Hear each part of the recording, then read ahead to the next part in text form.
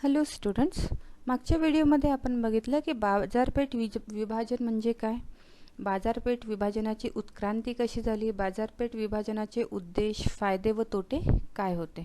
आज आपण बघूया की बाजारपेठ विभाजनाचे कोणते वेगवेगळे प्रकार आहेत. सर्वात पहिले बघूया की बाजारपेठ विभाजनाचे आधारभूत घटक. त्यामध्ये सर्वात पहिले दिलेलं आहे की लोकसांख्यिकीय विभाजन. बघा, लोकसांख्यिकीय विभाजनामध्ये लोकसंख्येच्या वैशिष्ट्यांचा विचार केला जातो. एकूण बाजारपेठ जे आहे ते दोन भागात विभागलेले आहे, ग्रामीण आणि शहरी बाजारपेठ.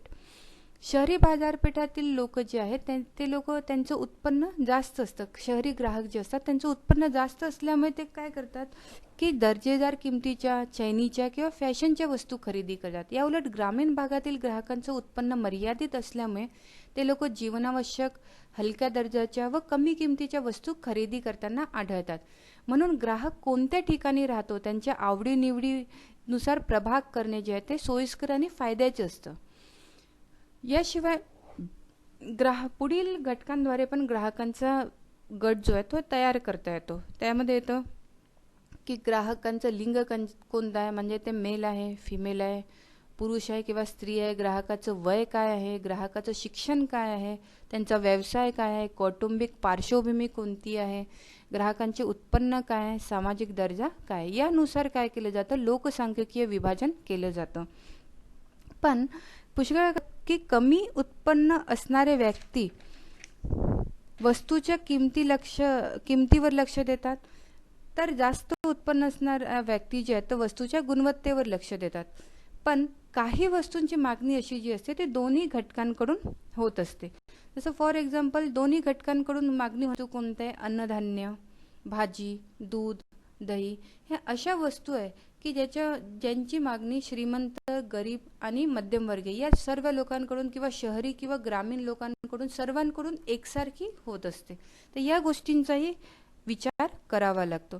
तसंच शहरी लोक जे आहेत जास्त महागाच्या वस्तू, चैनीच्या आणि फॅशनच्या वस्तू घेतात. ग्रामीण लोक त्या कंपॅरिझनमध्ये थोड्या कमी चैनीच्या, फॅशनच्या आणि हलक्या दर्जाच्या वस्तू ज्या आहेत त्या खरेदी. दुसरं जे आहे ते वर्तवणुकीनुसार विभाजन. बाजारपेठेच्या या विभाजन प्रकारात लोकांची वर्तवणूक, उपयोग, निर्णय क्षमतेनुसार बाजारपेठेचे विभाजन केले जाते. आता याच्यामध्ये तुम्ही टीव्हीवर वेगवेगळ्या जाहिराती बघा, त्यानुसार तुमच्या लक्षात येईल की वर्तवणुकीनुसार विभाजन कसं केलं जातं. जसं टीव्हीवर ॲडव्हर्टाइजमेंट येते, जाहिरात येते फेअर अँड लवलीची. जर तुम्हाला गोरं व्हायचं आहे, ग्राहकाला गोरं व्हायचं आहे, तर तुम्ही फेअर अँड लवली वापरा. ठीक आहे.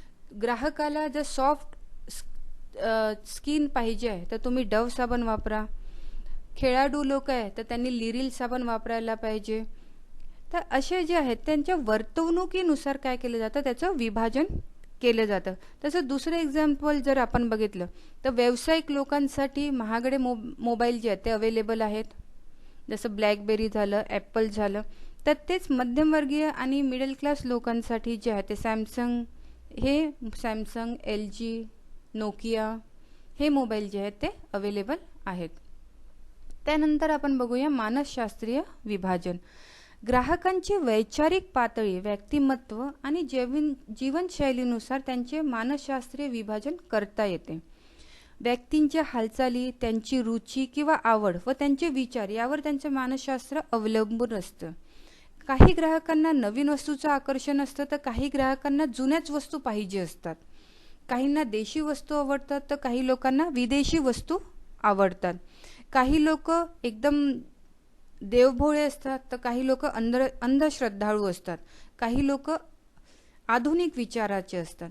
अशा प्रकारे बाजारपेठेचे विभाजन लोकांच्या विविध मानसिक पातळीनुसार केले जातात आणि त्यानुसार वस्तूची जी आहे ती उत्पादन केलं जातं. त्या लोकांना कोणती वस्तू आवडेल त्याचं उत्पादन केलं जातं. आता जसं तुम्हाला मी एक एक्झाम्पल सांगितलं की देवभोळे आणि आधुनिक. तर देवभोळे लोकांसाठी काय, तर तुम्ही टीव्हीवर ॲडव्हर्टाइजमेंट बघाल, उदबत्तीचं ॲडव्हर्टाइजमेंट येते, कापूरचं ॲडव्हर्टाइजमेंट येते, पूजेसाठी लागणाऱ्या सामग्रीचं ॲडव्हर्टाइजमेंट येते, जाहिरात येते, हवनसाठी लागणाऱ्या सामग्रीचं जाहिरात येते.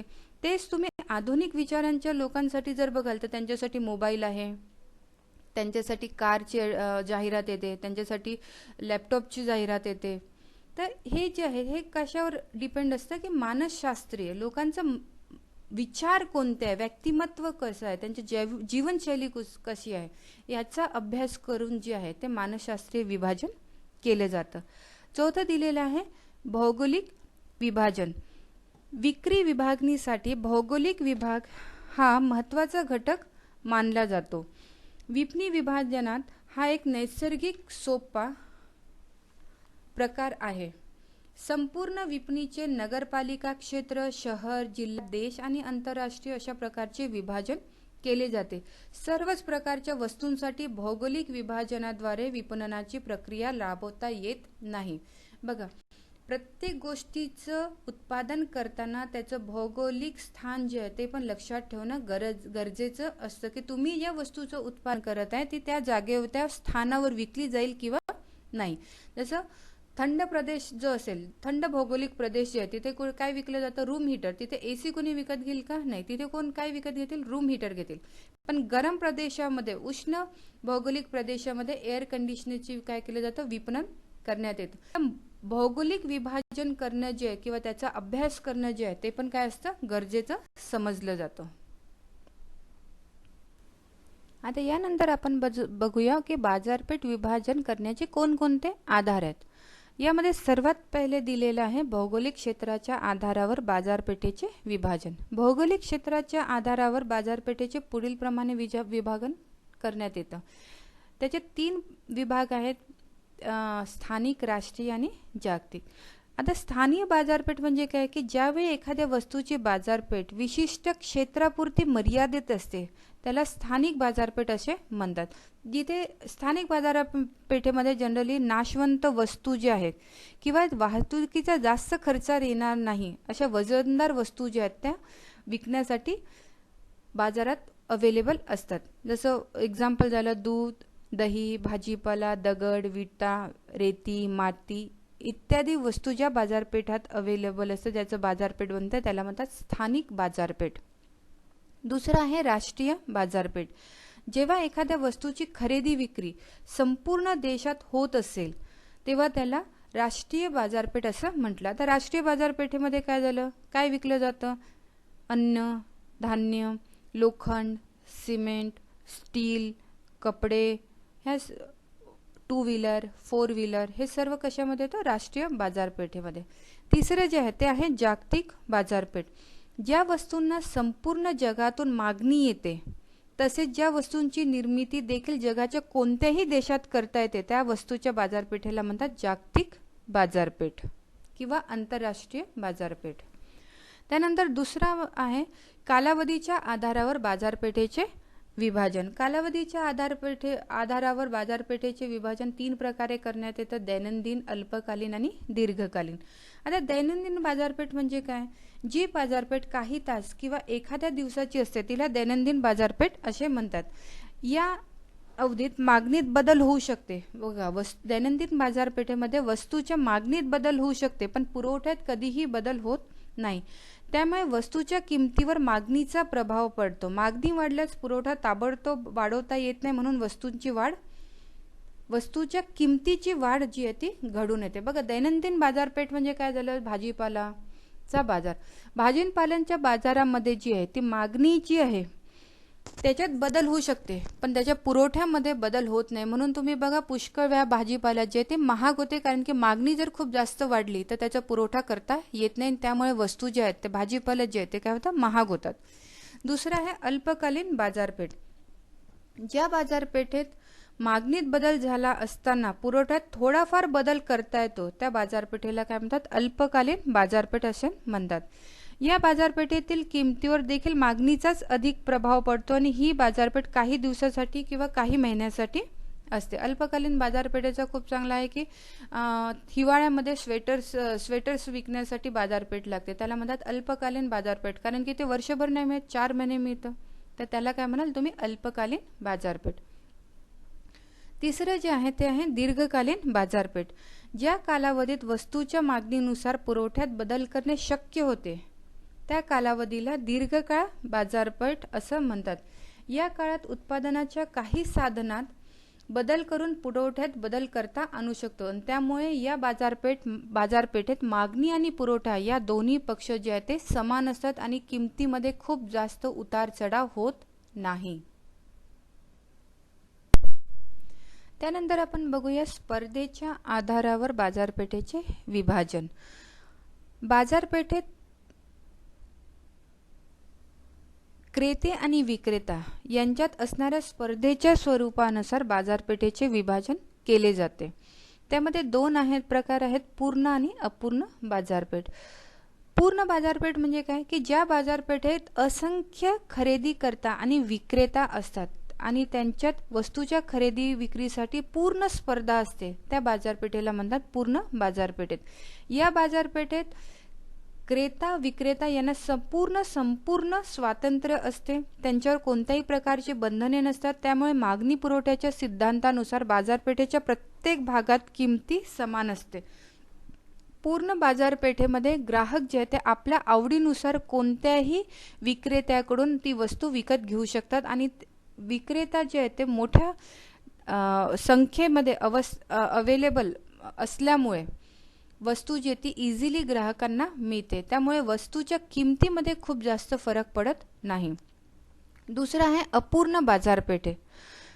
अपूर्ण बाजारपेठेतील कोणत्या भागात वस्तूची किंमत कमी आहे, मागणी पुरवठ्याची स्थिती काय आहे व खरेदी विक्रीचे व्यवहार कसे होतात याबाबत सर्वच विक्रेते आणि ग्राहक यांना माहिती नसते. त्यामुळे एकाच बाजारपेठेतील विविध भागात विविध किमतीतील वस्तूंची खरेदी विक्री घडून येते. त्या बाजारपेठेला अपूर्ण बाजारपेठ असे म्हणतात.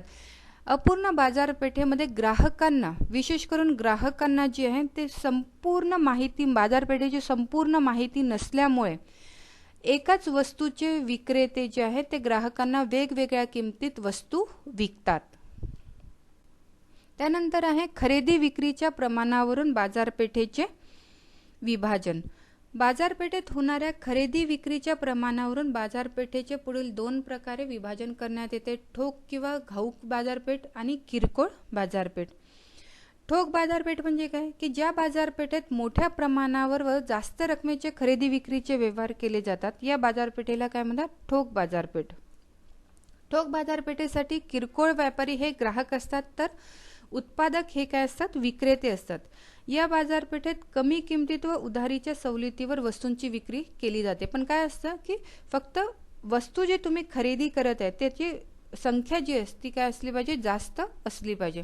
त्याच्या विरुद्ध आहे किरकोळ बाजारपेठ. ठोक बाजारपेठेतून वस्तू विकत घेऊन त्या किरकोळ प्रमाणात जेव्हा ग्राहकांना विकण्यात येतात त्याला काय, त्या बाजारपेठेला काय म्हणतात, किरकोळ बाजारपेठ असे म्हणतात. या बाजारपेठेत लहान लहान व्यवहारांची संख्या असते आणि कमी किमतीचे व्यवहार असतात आणि हे व्यवहार जे आहे ते रोख रकमेचे असतात. या बाजारपेठेमध्ये ग्राहकांची संख्या देखील काय असते, विक्रेते आणि ग्राहकांची संख्या जास्त असते. बघा, ठोक बाजारपेठेमध्ये विक्रेत्यांची संख्या कमी असते, ग्राहकांची संख्या जास्त असते. किरकोळ बाजारपेठेमध्ये विक्रेते आणि ग्राहक दोघांची संख्या काय असते, जास्त असते. त्यानंतर येतं वस्तूच्या प्रकारावरून बाजारपेठेचे विभाजन. बाजारपेठेत विविध प्रकारच्या वस्तू विकल्या जातात, त्यावरून बाजारपेठेचे विभाजन पुढील प्रकारे करता येते. दोन आहेत त्याच्यामध्ये, वस्तू बाजारपेठ आणि भांडवल बाजारपेठ. तर वस्तू बाजारपेठ म्हणजे काय, मनुष्याच्या गरजा पूर्ण करण्यासाठी, एक साधारण व्यक्तीच्या गरजा किंवा ग्राहकाच्या गरजा पूर्ण करण्यासाठी ज्या काही वस्तू लागतात त्या वस्तू ज्या बाजारपेठेत अवेलेबल असतील त्याला काय म्हणतात, वस्तू बाजारपेठ असे म्हणतात. अशा वस्तूंची खरेदी विक्री ज्या बाजारपेठेत केली जाते त्या बाजारपेठेला काय म्हणतात, वस्तू बाजारपेठ असे म्हणतात. काही वस्तू उपभोग्य वस्तू तर काही वस्तू चैनीच्या वस्तू असतात या बाजारपेठेमध्ये. आणि या बाजारपेठेचे मध्ये क्रेते आणि विक्रेता जे आहेत ते असंख्य संख्येने असतात. त्याच्या दुसरं आहे भांडवल बाजारपेठ. उद्योगासाठी किंवा व्यवसायासाठी आवश्यक असणारे भांडवल ज्या बाजारपेठेमध्ये खरेदी विक्री किंवा लेणे देणे करण्यासाठी उपलब्ध असते त्या बाजारपेठेला भांडवल बाजारपेठ म्हणतात. या बाजारपेठेमध्ये भाग, कर्जरोखे, प्रतिभूती इत्यादींची खरेदी विक्री किंवा घेणदेण केली जाते. प्रदानाच्या वेळेवर आधारित बाजारपेठेचे विभाजन. बाजारपेठेतील खरेदी विक्रीच्या व्यवहारात वस्तूची मालकी हक्काचे व वस्तूंचे हस्तांतरण घडून येते. या हस्तांतरणाला प्रदान असे म्हणतात. वस्तूच्या प्रदानाची वेळ कोणती आहे यावरून बाजाराचे काय केले जाते, विभाजन केले जाते. बाजाराचे विभाजन दोन प्रकारे केले जाते, हजर किंवा रोख बाजारपेठ. दुसरा आहे वायदा किंवा भावी बाजारपेठ. आता हजर किंवा रोख बाजारपेठ म्हणजे काय?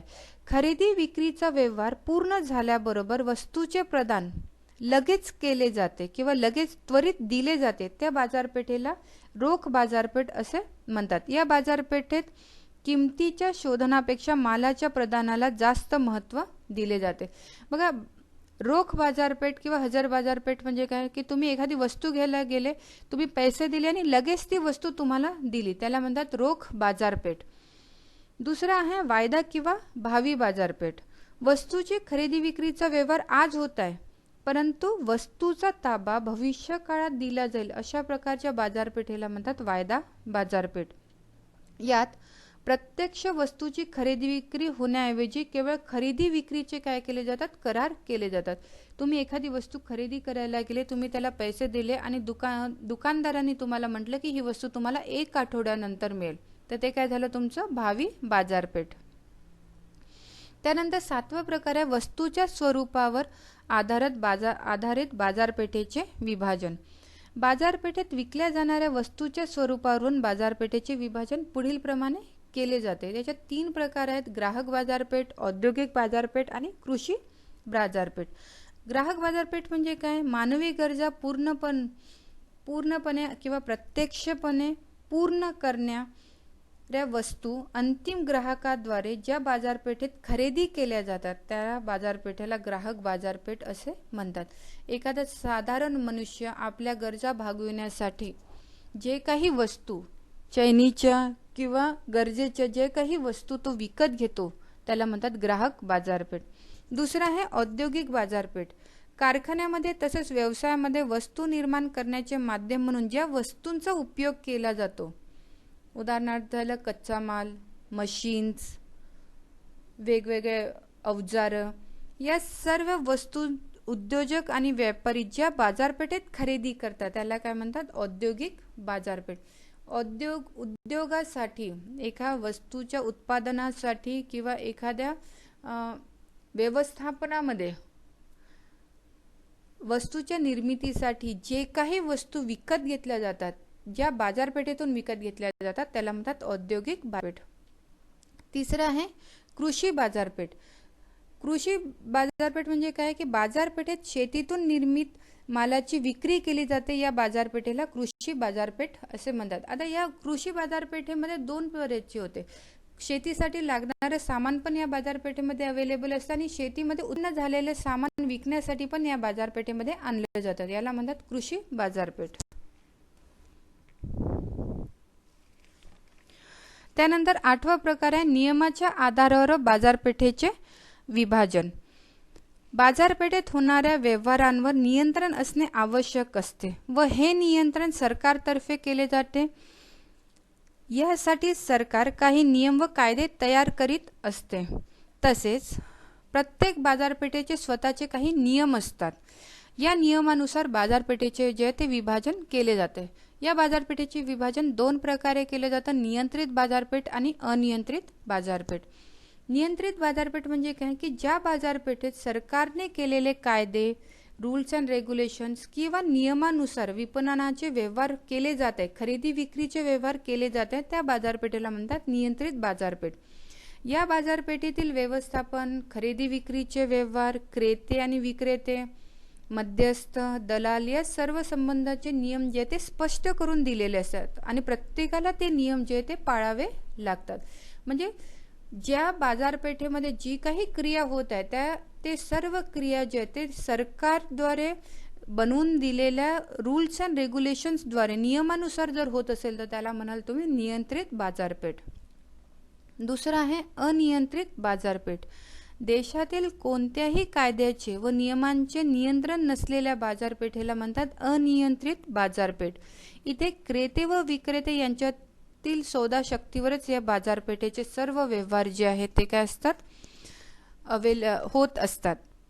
अनियंत्रित बाजारपेठेवर सरकारचं काहीही कंट्रोल राहत नाही. नियंत्रित बाजारावर सरकार आपल्या नियमानुसार ते बाजारपेठ चालवतं. अनियंत्रित बाजारपेठ जे आहे त्याच्यावर सरकारचे नियम लागू होत नाही.